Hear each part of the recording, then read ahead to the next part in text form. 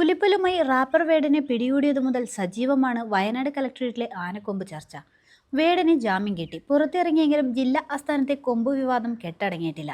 വേടനോട് കാണിച്ച നിയമകണിശത ആനക്കൊമ്പിൽ കാണിക്കുമോ എന്നാണ് സാമൂഹ്യ മാധ്യമങ്ങളിലെ ചോദ്യം. ശരിക്കും കലക്ടറേറ്റിലെ ആനക്കൊമ്പിന് പിന്നിലെ കഥയെന്ത്? ആനക്കൊമ്പ് സൂക്ഷിക്കാനും പ്രദർശിപ്പിക്കാനും അനുമതിയുണ്ടോ എന്ന് നോക്കാം. 1995 കലക്ടറുടെ ചേംബറിൽ ആനക്കൊമ്പ് സ്ഥാപിച്ചത്. മുൻ കലക്ടർ മൈക്കിൾ വേദ ശിരോമണിയാണ് ആനക്കൊമ്പ് എന്ന ആശയം വനംവകുപ്പിൽ നിന്നും അവതരിപ്പിച്ചത്. അതിനു പിന്നിൽ ഒരു ജീവൻ മരണ പോരാട്ടത്തിന്റെ കഥയുണ്ട്. 1990 പുൽപ്പള്ളിക്കടുത്ത് ചേകാടിയിൽ കാട്ടാന ആക്രമണം പരിശോധിക്കാൻ ചെന്ന കലക്ടർ മൈക്കിൾ വേദ ശിരോമണിയുടെ സംഘത്തെ ഒറ്റയാൻ ആക്രമിച്ചു. സംഘം സഞ്ചരിച്ച ജീപ്പ് കൊമ്പൻ മറിച്ചിട്ടു. കലി തീരാതെ ആന പരാക്രമം തുടർന്നു. തലനാരിഴയ്ക്ക് രക്ഷപ്പെട്ട കലക്ടർ എങ്ങനെയോ തിരിച്ചു കൽപ്പറ്റയിലെത്തി. മരണം മുഖാമുഖം കണ്ട അന്നേ ദിവസത്തെ ഓർമ്മയ്ക്കാണ് കളക്ടറേറ്റ് ചേംബറിൽ ആനക്കൊമ്പ് വയ്ക്കാൻ മൈക്കിൾ വേദ ശിരോമണിക്ക് ആശയം തോന്നിയത്. വനം വകുപ്പിന് കത്തെഴുതി കാര്യം അറിയിച്ചു. 2 കൊമ്പുകൾ തിരുവനന്തപുരത്ത് നിന്നും വയനാട് എത്തിച്ചു. ചേംബറിൽ പ്രദർശിപ്പിക്കാൻ പ്രത്യേക അനുമതിയും വനംവകുപ്പ് നൽകി. ഡിസംബർ 21 അനുമതി ഉത്തരവ്.